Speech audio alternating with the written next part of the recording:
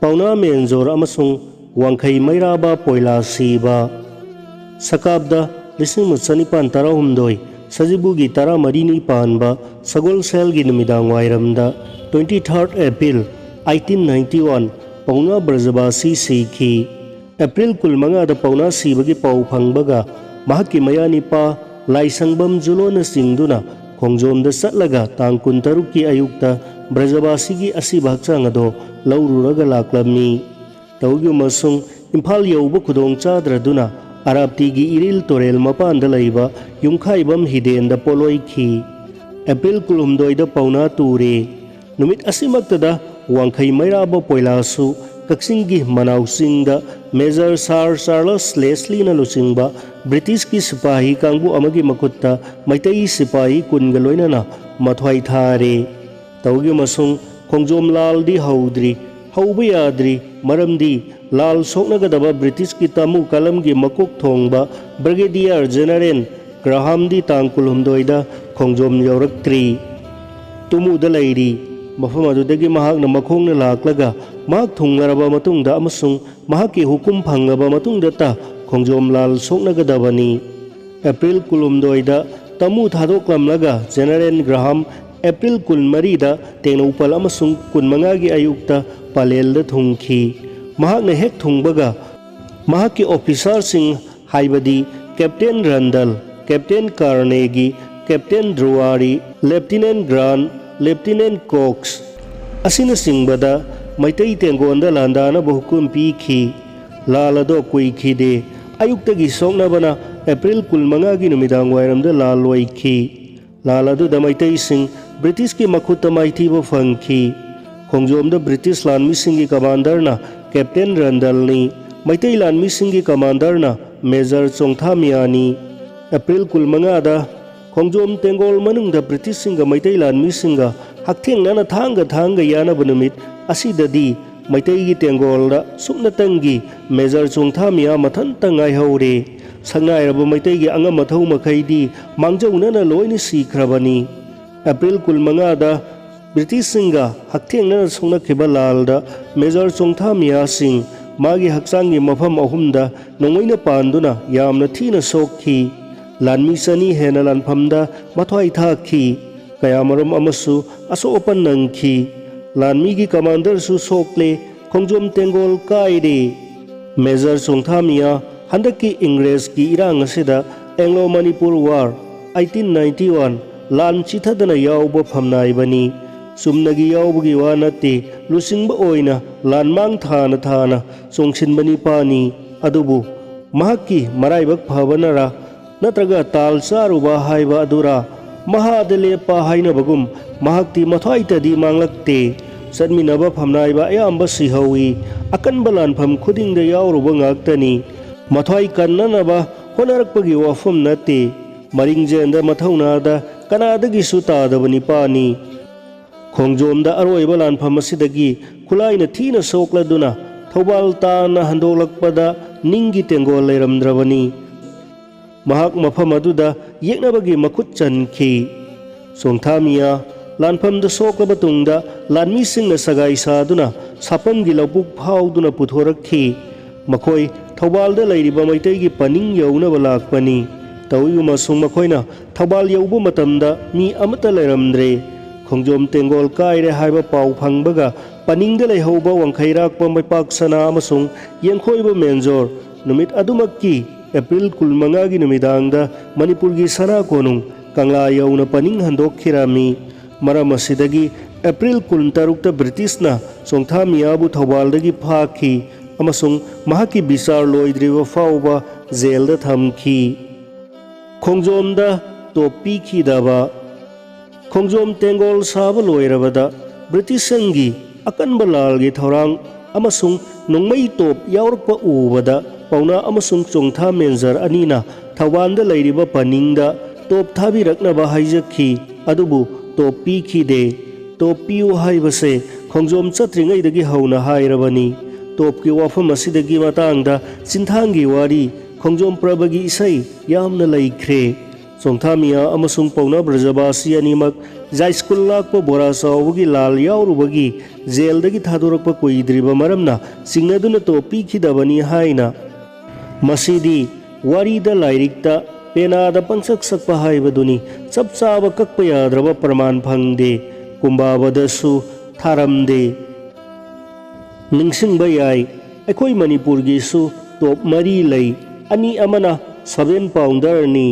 ꯁꯥꯔ ꯆꯟꯗ꯭ꯔꯀꯤꯔꯇꯤ ꯃꯍꯥꯔꯥꯖꯀꯤ ꯃꯇꯝꯗ ꯕ꯭ꯔꯤꯇꯤꯁ ꯁꯔꯀꯥꯔꯅ ꯄꯤꯕꯅꯤ ꯏꯁꯦꯟ ꯆꯣꯡꯊꯥ ꯃꯦꯟꯖꯣꯔꯒ ꯏꯕꯨꯡꯉꯣ ꯃꯩꯇꯩ ꯃꯆꯥ ꯅꯥꯒꯦ ꯅꯥꯒꯦ ꯍꯥꯏꯕ ꯃꯩꯇꯩ ꯃꯆꯥ ꯖꯃꯤꯟꯗꯥꯔ ꯁꯣꯕꯦꯗꯥꯔ ꯑꯣꯏꯔꯛꯄꯒ ꯂꯣꯏꯅꯗꯨꯅ ꯅꯤꯄꯥ ꯆꯥꯝꯕ꯭ꯔꯤꯗꯤ ꯄꯂꯦꯟꯗ ꯆꯠꯂꯦ ꯇꯣꯞ ꯑꯃꯗꯤ ꯄꯤꯔꯣ ꯍꯥꯏꯌꯦ ꯃꯆꯥ ꯏꯕꯨꯡꯉꯣ ꯋꯥꯡꯈꯩ ꯂꯥꯛꯄꯅ ꯇꯣꯞꯄꯨ ꯆꯤꯟ ꯊꯪꯕꯅ ꯄꯨꯕꯗꯤ ꯍꯧꯅꯗꯦ ꯍꯥꯏꯅ ꯄꯤꯗꯦ ꯑꯗꯨ ꯃꯉꯥꯏꯔꯦ ꯍꯥꯏꯗꯨꯅ ꯑꯍꯤꯡ ꯅꯣꯡꯖꯥꯏꯗ ꯆꯠꯈꯤ ꯆꯩꯊꯥꯔꯣꯜ ꯀꯨꯝꯕꯥꯕ ꯄꯦꯖ 489 ꯆꯩꯊꯥꯔꯣꯜ ꯀꯨꯝꯕꯥꯕꯗ ꯏꯔꯝꯕꯗꯤ ꯐꯠꯇꯕ ꯅꯤꯡꯂꯕꯣꯏ ꯍꯥꯏꯕꯁꯤꯇꯅꯤ ꯃꯁꯤꯗꯒꯤ ꯕꯥꯞꯅ ꯁꯥꯖꯤꯟꯗꯨꯅ ꯑꯣꯏꯔꯝꯕ ꯌꯥꯕ ꯃꯔꯝ ꯊꯤꯔꯛꯄꯅꯤ ꯍꯥꯏꯅ ꯂꯧꯕ ꯌꯥꯏ ꯃꯔꯝ ꯑꯁꯤꯅ ꯃꯇꯥꯡ ꯆꯥꯔꯤꯉꯩ ꯑꯁꯤꯗ ꯈꯔꯗꯪ ꯀ꯭ꯔꯤꯇꯤꯀꯦꯜ ꯑꯣꯏꯅ ꯑꯃꯁꯨꯡ ꯃꯅꯨꯡ ꯍꯟꯖꯤꯟꯅ ꯈꯟꯅꯕ ꯃꯊꯧ ꯇꯥꯔꯛꯏ ꯑꯍꯥꯟꯕꯗ ꯆꯣꯡꯊꯥꯃꯤꯌꯥꯕꯨ ꯅꯤꯡꯊꯧꯅ ꯑꯃꯁꯨꯡ ꯊꯧꯕꯥꯜꯒꯤ ꯄꯅꯤꯡꯗ ꯂꯩꯔꯤꯕ ꯃꯩꯇꯩ ꯂꯥꯟꯃꯤꯒꯤ ꯁꯦꯅꯥꯄꯇꯤ ꯋꯥꯡꯈꯩꯔꯥꯛꯄ ꯃꯩꯄꯥꯛ ꯁꯅꯥꯅ ꯊꯥꯖꯗꯕꯒꯤ ꯃꯔꯝ ꯑꯃꯠꯇ ꯎꯕ ꯐꯪꯗꯦ ꯃꯤꯌꯥ ꯃꯦꯟꯖꯔ ꯖꯨꯕꯔꯥꯖ ꯇꯤꯀꯦꯟꯗ꯭ꯔꯖꯤꯠꯀꯤ ꯑꯣꯏ ꯊꯥꯡꯕ ꯄꯥꯝꯕꯣꯝꯅꯤ ꯑꯍꯤꯡ ꯅꯨꯡꯊꯤꯜ ꯅꯥꯏꯗꯅ ꯇꯨꯃꯤꯟ ꯆꯥꯃꯤꯟꯅꯗꯨꯅ ꯂꯩꯔꯤꯕ ꯑꯉꯝꯕꯅꯤ ꯃꯍꯥꯛꯄꯨ ꯊꯥꯖꯗꯨꯅ ꯈꯣꯡꯖꯣꯝꯗ ꯊꯥꯔꯤꯕꯅꯤ ꯃꯗꯨꯗꯤ ꯃꯈꯣꯏꯅ ꯍꯟꯅ ꯍꯟꯅ ꯍꯥꯏꯖꯕꯗ ꯀꯔꯤ ꯃꯔꯝꯒꯤ ꯇꯣꯞ ꯄꯤꯈꯤꯗꯕꯅꯣ ꯃꯃꯥꯡꯗꯁꯨ ꯄꯟꯖꯈ꯭ꯔꯦ ꯇꯣꯞ ꯄꯤꯌꯨ ꯍꯥꯏꯕꯁꯦ ꯂꯥꯟ ꯆꯠꯇ꯭ꯔꯤꯉꯩꯗꯒꯤ ꯍꯧꯅ ꯍꯥꯏꯔꯨꯔꯕꯅꯤ ꯑꯗꯨꯕꯨ ꯆꯤꯟ ꯊꯪꯕꯅ ꯇꯣꯞ ꯄꯨꯕ ꯍꯧꯅꯗꯦ ꯍꯥꯏꯗꯅ ꯍꯧꯕꯗꯒꯤ ꯌꯥꯗꯕꯅꯤ ꯃꯔꯝꯗꯤ ꯈꯣꯡꯖꯣꯝꯒꯤ ꯃꯦꯟꯖꯣꯔ ꯑꯅꯤꯗ ꯇꯣꯞ ꯄꯤꯗꯕ ꯑꯗꯣ ꯌꯥꯝꯅ ꯃꯨꯟꯅ ꯈꯜꯂꯒ ꯄꯤꯈꯤꯗꯕꯅꯤ ꯑꯣꯏꯕ ꯌꯥꯕ ꯃꯔꯝ ꯑꯃꯗꯤ ꯀꯔꯤꯒꯨꯝꯕ ꯕ꯭ꯔꯤꯇꯤꯁꯁꯤꯡꯒꯤ ꯃꯈꯨꯠꯇ ꯃꯥꯏꯊꯤꯕ ꯐꯪꯗꯨꯅ ꯇꯣꯞ ꯑꯗꯣ ꯃꯨꯟꯈꯤꯕ ꯇꯥꯔꯕꯗꯤ ꯀꯣꯅꯨꯡꯗꯤ ꯀꯔꯤꯅ ꯉꯥꯛꯀꯅꯤ ꯀꯣꯅꯨꯡ ꯉꯥꯛꯅꯕ ꯇꯣꯞ ꯈꯥꯛꯆꯤꯟꯗꯨꯅ ꯊꯝꯈꯤꯕꯅꯤ ꯍꯥꯏꯕꯗ ꯊꯣꯏꯅ ꯂꯥꯜꯂꯣꯏ ꯈꯜꯂꯤ ꯃꯅꯤꯄꯨꯔ ꯁꯅꯥ ꯂꯩꯕꯥꯛꯀꯤ ꯀꯣꯅꯨꯡ ꯀꯪꯂꯥ ꯀꯟꯕꯅ ꯃꯔꯨꯅꯤ ꯃꯩꯇꯩꯒꯤ ꯂꯩꯖꯕ ꯈꯨꯠꯁꯨ ꯈꯨꯠꯂꯥꯏ ꯄꯨꯝꯕ ꯈꯣꯡꯖꯣꯝ ꯂꯥꯟꯗ ꯂꯣꯏꯅ ꯄꯣꯟꯊꯥ ꯑꯣꯏꯅ ꯊꯥꯕ ꯑꯆꯨꯝꯕ ꯑꯣꯏꯔꯣꯏ ꯍꯥꯏꯕꯁꯤ ꯋꯥꯡꯈꯩꯔꯥꯛꯄ ꯑꯃꯁꯨꯡ ꯃꯍꯥꯛꯀ ꯂꯣꯏꯅꯅ ꯊꯧꯕꯥꯜꯒꯤ ꯄꯅꯤꯡ ꯉꯥꯛꯂꯤꯕ ꯑꯉꯝ ꯑꯊꯧꯁꯤꯡꯒꯤ ꯐꯤꯔꯦꯞꯅꯤ ꯃꯔꯝꯗꯤ ꯕ꯭ꯔꯤꯇꯤꯁꯀꯤ ꯂꯥꯟꯃꯤꯗꯤ ꯃꯇꯝ ꯑꯃꯠꯇꯗ ꯃꯥꯏꯀꯩ ꯑꯍꯨꯝꯗꯒꯤ ꯁꯤꯜꯆꯔ ꯀꯣꯍꯤꯃꯥ ꯑꯃꯁꯨꯡ ꯇꯃꯨ ꯔꯣꯝꯗꯒꯤ ꯃꯅꯤꯄꯨꯔ ꯇꯝꯅ ꯐꯨꯖꯤꯜꯂꯛꯈꯤꯕꯅꯤ ꯃꯗꯨꯃꯛꯅ ꯃꯔꯝ ꯑꯣꯏꯗꯨꯅ ꯇꯣꯞ ꯄꯤꯈꯤꯗꯕꯅꯤ ꯄꯥꯎꯅꯥ ꯑꯃꯁꯨꯡ ꯆꯣꯡꯊꯥ ꯖꯦꯜꯗꯒꯤ ꯊꯥꯗꯣꯛꯄ ꯀꯨꯏꯗ꯭ꯔꯤ ꯍꯥꯏꯗꯨꯅ ꯆꯤꯡꯅꯗꯨꯅ ꯄꯤꯈꯤꯗꯕ ꯅꯠꯇꯦ ꯃꯇꯥꯡ ꯑꯁꯤꯗ ꯃꯌꯥꯝꯗ ꯆꯃꯝꯅꯕ ꯑꯃꯅ ꯃꯦꯟꯖꯣꯔ ꯑꯅꯤꯅ ꯇꯣꯞ ꯄꯤꯌꯨ ꯍꯥꯏꯔꯛꯂꯤꯕꯁꯦ ꯈꯣꯡꯖꯣꯝ ꯂꯥꯜ ꯍꯧꯔꯛꯄ ꯃꯇꯝꯗ ꯃꯩꯇꯩꯒꯤ ꯇꯣꯞ ꯑꯁꯦ ꯀꯗꯥꯏꯗ ꯂꯩꯕꯒꯦ ꯀꯣꯅꯨꯡꯗꯒꯤ ꯂꯧꯔꯨꯒꯗꯧꯔꯤꯕ꯭ꯔꯥ ꯍꯥꯏꯕꯁꯤꯅꯤ ꯀꯣꯅꯨꯡꯗꯒꯤ ꯑꯃꯨꯛ ꯅꯠꯇ꯭ꯔꯦ ꯇꯣꯞꯇꯤ ꯃꯇꯝ ꯑꯗꯨꯗ ꯊꯧꯕꯥꯜꯒꯤ ꯄꯅꯤꯡꯗ ꯂꯩꯔꯕꯅꯤ ꯆꯣꯡꯊꯥꯃꯤꯌꯥꯅ ꯈꯣꯡꯖꯣꯝ ꯂꯥꯟꯒꯤ ꯀꯃꯥꯟꯗꯔ ꯆꯣꯡꯊꯥꯃꯤꯌꯥ ꯃꯦꯖꯔꯕꯨ ꯂꯩꯄꯥꯛ ꯅꯤꯡꯊꯧꯅ ꯈꯣꯡꯖꯣꯝ ꯇꯦꯡꯒꯣꯜ ꯉꯥꯛꯂꯤꯕꯁꯤꯡꯒꯤ ꯃꯔꯛꯇꯒꯤ ꯂꯨꯆꯤꯡꯕꯒꯤ ꯊꯧꯗꯥꯡ ꯁꯤꯟꯅꯈꯤꯕꯁꯦ ꯈꯔꯗꯪ ꯀꯨꯞꯅ ꯅꯩꯅꯕ ꯗꯔꯀꯥꯔ ꯑꯣꯏ ꯃꯔꯝꯗꯤ ꯋꯥꯍꯪ ꯀꯌꯥ ꯃꯔꯨꯝ ꯆꯣꯡꯊꯣꯔꯛꯏ ꯃꯦꯖꯔ ꯃꯤꯌꯥꯅ ꯃꯅꯤꯄꯨꯔꯒꯤ ꯃꯦꯖꯔ ꯃꯌꯥꯝꯒꯤ ꯃꯅꯨꯡꯗꯒꯤ ꯆꯍꯤꯗ ꯅꯠꯇ꯭ꯔꯒ ꯃꯇꯝ ꯁꯥꯡꯅ ꯊꯕꯛ ꯇꯧꯔꯛꯄꯗ ꯁꯥꯔꯚꯤꯁ ꯁꯦꯅꯤꯌꯥꯔꯤꯇꯤꯗ ꯈ꯭ꯋꯥꯏꯗꯒꯤ ꯑꯍꯦꯟꯕ ꯑꯣꯏꯗꯨꯅ ꯃꯍꯥꯛꯄꯨ ꯍꯥꯞꯈꯤꯕꯔꯥ ꯈ꯭ꯔꯤꯁꯇꯥꯕꯗ 1934ꯗ ꯃꯩꯇꯩ ꯂꯥꯟꯃꯤꯗ ꯄꯨꯟꯅ ꯄꯣꯏꯂꯥ 9 ꯃꯦꯖꯣꯔ 9 ꯂꯩꯔꯝꯃꯤ ꯆꯣꯡꯊꯥꯃꯤꯌꯥ ꯃꯦꯖꯔꯗꯤ ꯈꯣꯡꯖꯣꯝ ꯂꯥꯟꯒꯤ ꯃꯇꯝꯗ ꯃꯁꯥꯒꯤ ꯁꯨꯞꯅꯒꯤ ꯆꯍꯤ 50ꯃꯛ ꯁꯨꯔꯤ ꯃꯁꯦ ꯕꯤꯆꯥꯔꯒꯤ ꯃꯇꯝꯗ ꯖꯕꯥꯟ ꯄꯤꯕꯗ ꯃꯁꯥꯃꯛꯅ ꯍꯥꯏꯈꯤꯕꯅꯤ ꯃꯇꯝ ꯑꯗꯨꯗ ꯔꯨꯗ꯭ꯔ ꯁꯤꯡ ꯌꯦꯡꯈꯣꯏꯕ ꯃꯦꯖꯔꯗꯤ ꯆꯍꯤ 63 ꯍꯦꯜꯂꯕꯅꯤ ꯆꯣꯡꯊꯥꯃꯤꯌꯥꯒꯤ ꯃꯃꯥꯡꯗ ꯌꯥꯝꯅ ꯉꯟꯅ ꯃꯦꯖꯣꯔ ꯑꯣꯏꯈ꯭ꯔꯕ ꯑꯉꯝꯕ ꯉꯥꯛꯇꯅꯤ ꯇꯃꯨꯔꯣꯝꯗꯒꯤ ꯆꯪꯁꯤꯜꯂꯛꯂꯤꯕ ꯕ꯭ꯔꯤꯇꯤꯁꯁꯤꯡꯒꯤ ꯂꯥꯟꯃꯤꯁꯤꯡꯕꯨ ꯊꯤꯡꯅꯅꯕ ꯊꯧꯕꯥꯜꯗ ꯂꯥꯛꯈꯤꯕ ꯋꯥꯡꯈꯩꯔꯥꯛꯄ ꯃꯩꯄꯥꯛ ꯁꯅꯥ ꯑꯣꯔꯐꯦ ꯂꯣꯀꯦꯟꯗ꯭ꯔ ꯕꯤꯔꯖꯤꯠ ꯁꯤꯡꯍꯒ ꯂꯣꯏꯅꯔꯛꯄ ꯃꯩꯇꯩꯒꯤ ꯃꯦꯟꯖꯣꯔꯁꯤꯡ ꯑꯁꯦ ꯆꯣꯡꯊꯥꯃꯤꯌꯥ ꯃꯦꯟꯖꯣꯔ ꯃꯊꯟꯇ ꯅꯠꯇꯦ ꯃꯇꯤꯛ ꯆꯥꯔꯕ ꯃꯦꯟꯖꯣꯔ ꯀꯌꯥ ꯑꯃ ꯌꯥꯎꯔꯤ ꯄꯥꯎꯅꯥ ꯃꯦꯟꯖꯣꯔ ꯈꯨꯝꯕꯣꯡ ꯃꯦꯟꯖꯔ ꯍꯩꯔꯥꯡꯈꯣꯡꯖꯥ ꯃꯦꯟꯖꯔ ꯌꯦꯡꯈꯣꯏꯕ ꯃꯦꯟꯖꯣꯔ ꯑꯁꯤꯅꯆꯤꯡꯕ ꯃꯊꯛꯇ ꯄꯟꯖꯈ꯭ꯔꯤꯕ ꯑꯊꯧꯕꯁꯤꯡ ꯑꯁꯤꯒ ꯂꯣꯏꯅꯅ ꯋꯥꯡꯈꯩꯔꯥꯛꯄꯅ ꯊꯧꯕꯥꯜꯗ ꯇꯦꯡꯒꯣꯜ ꯁꯥꯗꯨꯅ ꯂꯩꯔꯦ ꯄꯂꯦꯜꯗ ꯇꯦꯡꯒꯣꯜ ꯁꯥꯗꯨꯅ ꯂꯩꯔꯤꯕ ꯕ꯭ꯔꯤꯇꯤꯁ ꯁꯤꯄꯥꯍꯤꯁꯤꯡꯒ ꯂꯥꯟ ꯊꯦꯡꯅꯅꯕ ꯁꯤꯄꯥꯍꯤ ꯆꯥꯝꯕ꯭ꯔꯤꯒ ꯂꯣꯏꯅꯅ ꯆꯣꯡꯊꯥꯃꯤꯌꯥꯕꯨ ꯂꯨꯆꯤꯡꯕ ꯑꯣꯏꯅ ꯊꯥꯕꯅꯤ mahakpu khongjom langi luchingba oina hapkhibasi kari maram oiba yabage haibado nainaba yamna matang chai matam aduda mahakti menjor pham kaba tha amata ngairibani pumnamak ase khangna mahakpu pauna menjor ga loinana tharibagi maramdi mahaki thoidok hendokpa mathona maring jel amasung landa haisingbadugi yengduna chongtha miya menjorbu lusinghanki haibada thoina laloi mahaki mathona maring jeldi English chanipan marfu tarukta haukhiba jaisul lakpa bora chawbugi landa amasung March kulumdoi kunmari da British singa Jubraj ki sangai da landarakpa matamda mipum khudingna mayek lana ukhrabani madugi sumathakta ningthauna mahaki mathakta asetpa thajaba thamki koireng Jubraj ki oi thangba pambomni leibak ki aruba tanja lakpada wa ta thokta sin tauba misak asu oirami madu khaktana maram oiduna British ki tamu kalam thingnaba mahakku luchingba haptuna thakhibani khongjom landa bom kakba khongjom langi asengba itihas di matik chaba itihas kar singna ibadi kuidri haiba yai asumna sanglaba matam asida khongjom langi wari ase praja miyamna khangnaribadi khongjom prabasakpa lairik thiba haiba oja sing amasung sumang lilagi khuthangdani radio television khabar kagas laktringaida manipurda khwaidagi sakti laiba media oirambadi sumang lilaga khongjom prabagani haibada thoina laloi oja sing asigi umpham yaudaba semjin sajinba khongjom langi warina manipurgi loibi loya sinba thongna sandokkhibada nattana kasar silchar Tripura amasung Bangladesh phawba yaukhirami maramasina ngasi phawba miyamna ona tainana tariba singase amamamta laukhattuna itihas ki sapchaba asumba phambakta thambiba matam thengmankhre maramdi sumtho haudrabadi tungda horkliba charon suronda lana lamjingba oina thoklagani asumba waridi mamangda nainajaba haukhre haujik sumdaba wari kharadang laukhatchage ahanbada khongjom lalda topi khidabase thangal general gi khujin thorangni haiba wari amatattana tai wafam ase yubham yaudabani maramdi topi ba amasung pidabaga thangal general ga kayamata mari leinade ani subada oza amana di sakli tamulamdagi sangsilakpa general graham gi british sipai singase saugai jamba general amasung chongthamiya anina tengu panda thattuna nongmai kapnai nongmaina panduna saugai jamba amasung chongtha tengnopalda ture saugai jamba general bolai singdi khongjom lal haugadaba sahi ani gi mamangda laikhidrabani 2 May 1889 amasung chongthamiya kaidaunungda tengnopalda lan songnakhide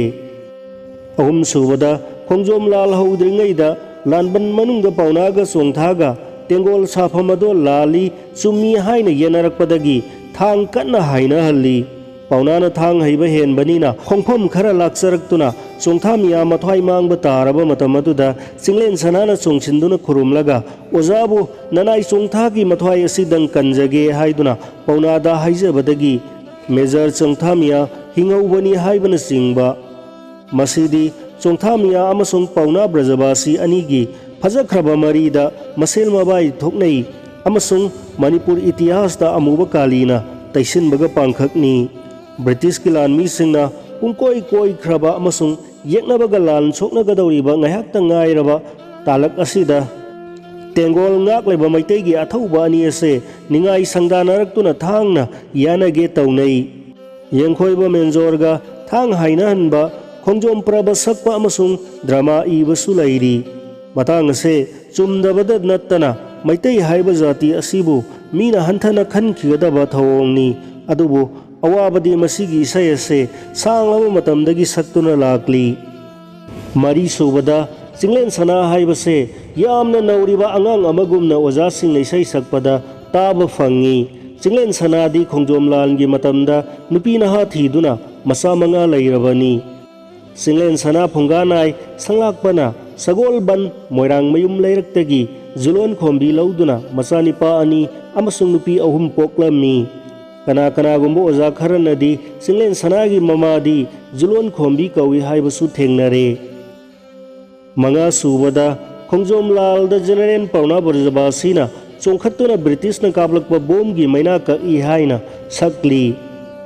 बोम से मीना लाइना कक्पा ngamba Bumla हाइबदो मतुंगदा कुपना नैनरखिगनी अदुबु मियामदा खंगनजनिंगबदी मणिपुरगी इतिहासदा सुमनतगी मैतैगी general अहुम खक्तमक लैखी मखोय अदुदी थंगाल general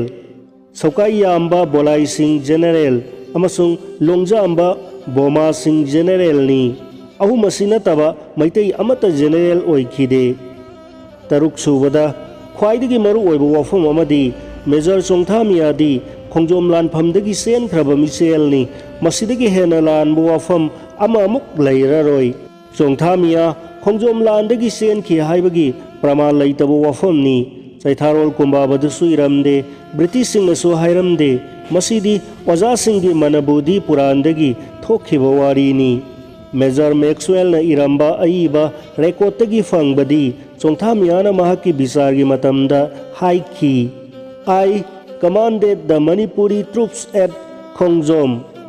अर्थदी Khongjom लांदा मैतै लानमी सिंगी लुसिंग पुरेलदी अहाकनी लानमी की commander ओइना असौबा थौदांग लौखिबा चोंथामियाबु लानफमदगी चेनख्रे हाइबसे चुमथोकहौद्रबदी Tungi सारोलना खोंजोम लाल की इतिहास से लान लौखिबा याबगी अकीबा लैरे असेंबदी April 15 British सिंगा मैतै लानमीगा तेंगोल मनुंगदा हक्थेंगनना थांग खुक्रीगे यानरक्पा लानफम अदुददी सुमनगी major मिया मथंत ngaihore मैतैगी अथौबा अयामबदी April 12 मांगजौना सिख्रबनी Taret सुबदा British की माइकैदा खोंजोम लाल सोकनबा यावबा कसार की मैतै सुबेदार लक्ष्मण सिंह हाइबा अमबु पौना ब्रजबासी की मंगक कगहल्ली थौदौ असे सौगत्पा याबा प्रमाण नत्रगा अईबा अमत लैते चुमना नुंगाइनबा सकपा वारीनी ब्रिटिश सिंह सुबेदार लक्ष्मण सिंह कौबा कसार की मैतै अमत लोइना रखीदे ब्रिटिश सिंह की लोइना रखीबा अमसुंग तिकेंद्रजीत जुबराजपु फाननबगिदमक कसारदगी मैतै मसा अदुगी ममिंगदी कैलेंडर सुबेदार कौई मतमदुदा महक सही 94 सूरे सुरमा बेली मिलिटरी पल्सता सुबेदार ओइबनी पानसुबदा मणिपुर की पॉलिटिकल एजेंट मिस्टर ग्रीमुट की नुपीबु बासंद्री मेम साहेब कौई कोईबी मेमसु कौई हाइना ओंथोकना थवाई तानी सै सकनरी अंगांग खंगदबना तारबदी चुम्बोय निंगनी ओजा सिंगना कोईबी मेम हाइरिबसे मिसेस इथेल ग्रीमुट पुनी